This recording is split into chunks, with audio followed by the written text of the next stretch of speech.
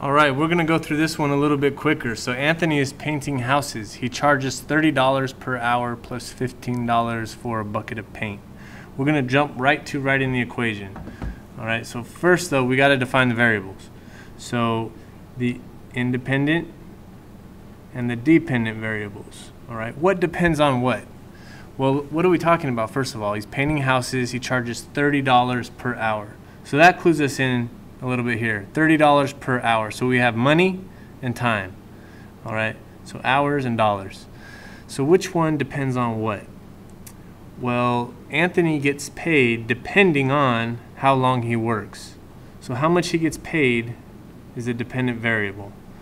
All right, and how many hours he works is going to be the independent variable. Right? Remember, if you ever get stuck, money usually is always the dependent variable. Usually is always. Money is usually the dependent variable. So we're going to say the independent variable, right, is always x, and the dependent variable is always y. So we're going to set up our equation. Y, or the amount of money he makes, is the starting point. Well, no matter how long he works, we're buying a bucket of paint from him for $15. So that's the starting point. No matter how long he works, we're going to buy that bucket of paint from him. And then he charges $30 per hour. All right, that $30 per hour, you write like this, 30 per x, right? Because x was hours. And per means multiply, so 30 times x. So we've got our equation. That was easy. All right. Now let's think about the table. We have hours and we have money. All right, so let's say he works 0 hours. We'll just go down like this. Okay, so if he worked 0 hours, we still bought that bucket of paint from him. Okay, that bucket of paint still cost us $15. Okay, now if he finally works an hour, remember he charges $30 an hour, which we get right from here, so it's going up by 30. Okay, so that's going to be 15 plus 30 is 45. All right, now if he works 2 hours, we're going to pay him another $30. So that's going to be 75. And if he works 3 hours, still we're going to pay him another $30. So that's 105. Okay. So now we've got our table filled out, and now I want to know. Okay, I'm on a budget. I got to know how much I can afford, or how much he can work based on my budget.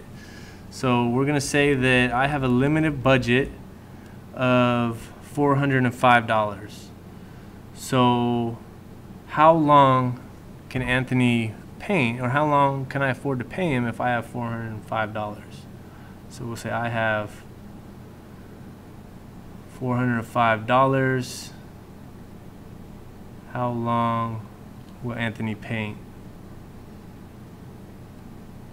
Right? Because he's not painting for free. He wants that money. All right, so I think about what's x and what's y. Well, we said that hours is x, okay, which is how long, which we don't know, and y was dollars, which we said was 405. So I go back to my equation.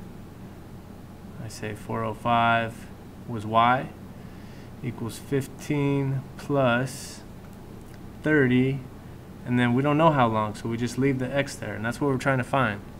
All right, so we know the y. We said it's $405. We don't know the x, so then we just got to solve it. Subtract 15 from both sides.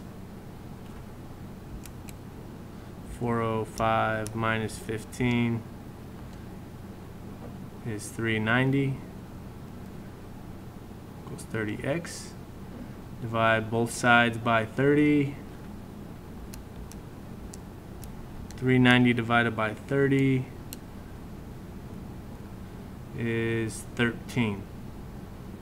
Alright, so what does that mean? X we said was hours, and we said $405. So if I have $405, that was a question there, I can pay Anthony for 13 hours of work. So I can afford to pay him for 13 hours.